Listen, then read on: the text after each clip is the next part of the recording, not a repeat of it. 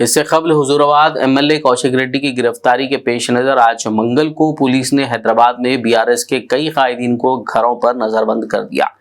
Party के कारगुजार सदर KTR, senior MLA T Harish Rao और कई दीगर सीनियर कायदीन बशमूल एमएलए की रिहायशगाह पर पुलिस को बड़ी तादाद में तैनात किया गया था।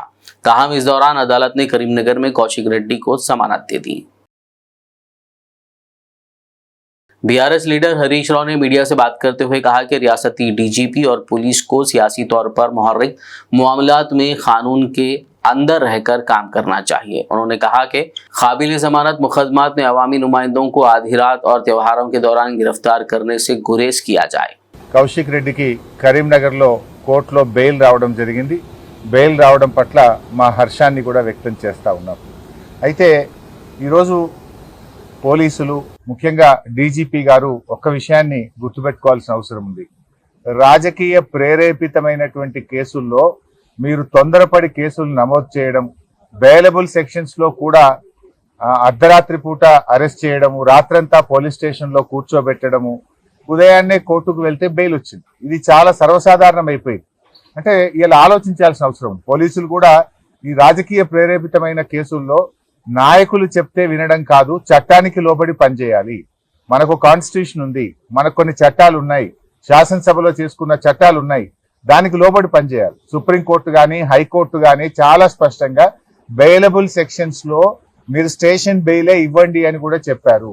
మీరు బెయిలబుల్ సెక్షన్స్ లో కావాలని అంత పండగ పూట ఆ రాత్రి పూట ఏదో పెద్ద డెకాయిట్ నో ఒక టెర్రరిస్ట్ ను అరెస్ట్ చేసినట్టు 30-35 మంది పోలీసులు కౌశిక్ రెడ్డి మీద పడి అరెస్ట్ చేయడము, ఆయనను తీసుకువెళ్లి కరీంనగర్ పోలీస్ స్టేషన్ లో రాత్రంతా దోమలు గుడతా ఉంటే మీరు పోలీస్ స్టేషన్ లో కూర్చోబెట్టారు. ఏం అవసరం ఉంటే రాత్రంతా కూర్చోబెట్టాల్సింది?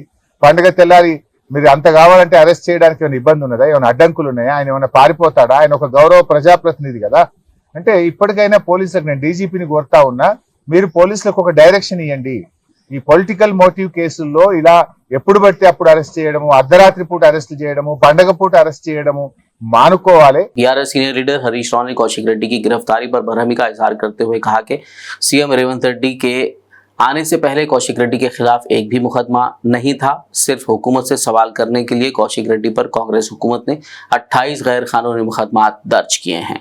ఏం ప్రయత్నం చేస్తుండ్రు మన రేవంత్ రెడ్డి గారి ప్రభుత్వం?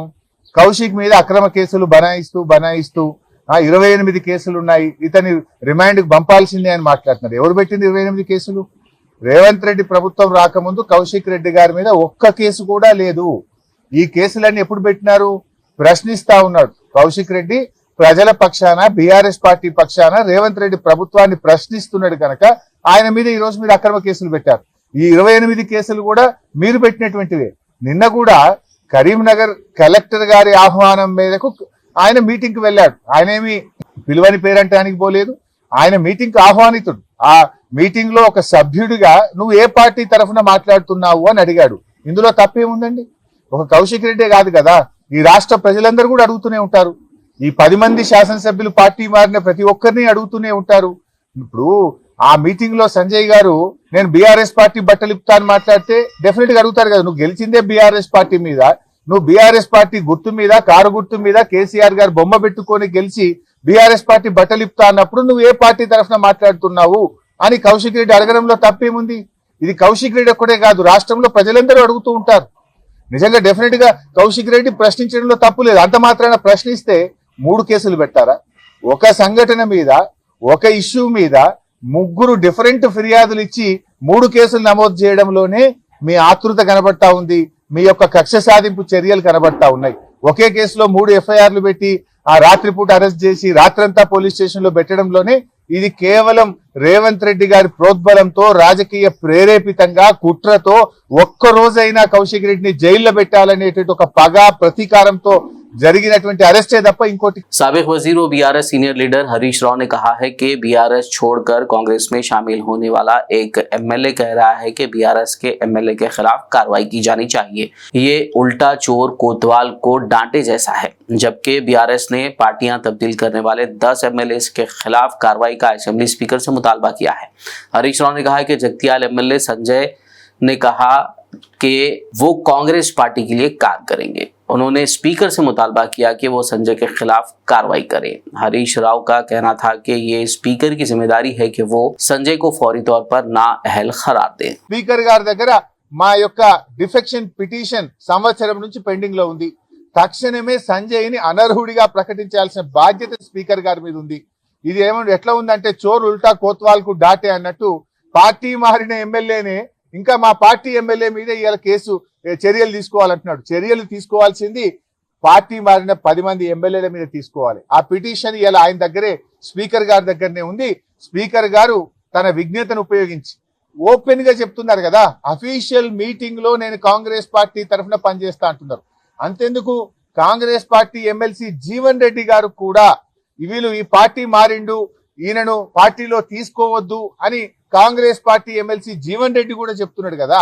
సంజయ్ మీద చర్య తీసుకోవాలి, ఈ సంజయ్ పార్టీ మారిండు, ఇతను ఎట్లా తీసుకుంటారు, ఇతను హత్యా రాజకీయాలకు పాల్పడుతుండు అని కాంగ్రెస్ ఎమ్మెల్సీ జీవన్ రెడ్డి గారు కూడా చెప్తున్నారు. ఇంతకంటే స్పీకర్ గారికి ఆధారం ఏం కావాలి? అటు కాంగ్రెస్ ఎమ్మెల్సీ చెప్తున్నాడు, స్వయంగా పార్టీ మారిన సంజయ్ కూడా నేను కాంగ్రెస్ పార్టీ కోసం పనిచేస్తాను మాట్లాడుతుంటే ఇది open shut and mouth case. Speaker గారు తక్షణమే వీళ్ళను ఇవాళ అనర్హత వేటు వేయాలని చెప్పి డిమాండ్ చేస్తున్నారు. Are you suffering from a diabetic foot?